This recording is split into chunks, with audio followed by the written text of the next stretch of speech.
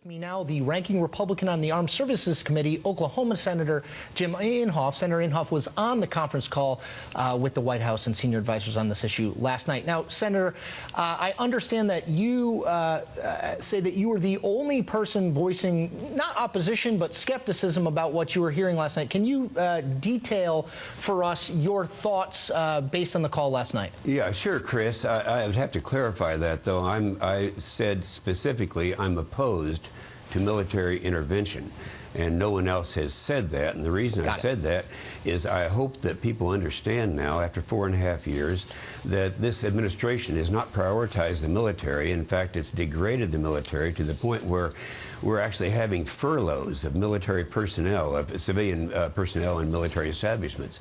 And we can't continue to do that. We have grounded, 14, 16 squadrons, flying squadrons.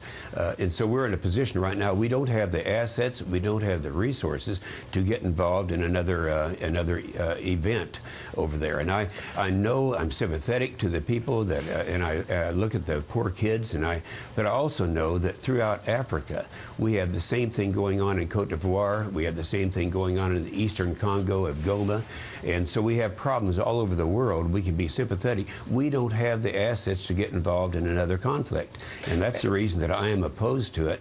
And we'll be having other conversations today. I have to say this, too, that John Kerry did a good job at trying to sell the members, the leadership of the House and the Senate yesterday on going into a military intervention. He did all he could, speaking in behalf of the president, to encourage us to do it. But that's why I was very specific, and I said on that call that I am opposed to military intervention. We don't have the resources. And Senator, I just want to push you a little bit on this, which is we had your colleague, Senator Reed, Jack Reed, on just before you. He emphasized a methodical approach. I wrote a careful building up, he would say, of the argument for this. I understand your concerns on the spending front and the resource front. Is there an argument that can be made if the president waits until Congress comes back? Is there an argument that can be made to persuade you, or is your opposition solid regardless because of that resource question? Well, first of all, I have so much respect for Jack Reed, and I listened to his interview prior to my being on. And I agree with a lot of what he said. You can't go it alone. You have to, the methodical approach, and that sounds good. Here's the problem I have with it, though. We don't have the resources. And I know no one believes that, and that's why I'm the only one who ever says it.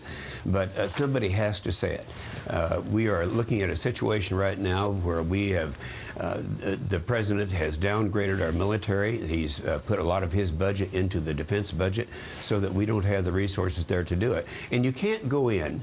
You know, a lot of people are saying the easy answer is to go in surgically and do it so that's nice and clean. We don't get our hands dirty. We send a cruise missile in. All problems are solved. It didn't happen that way.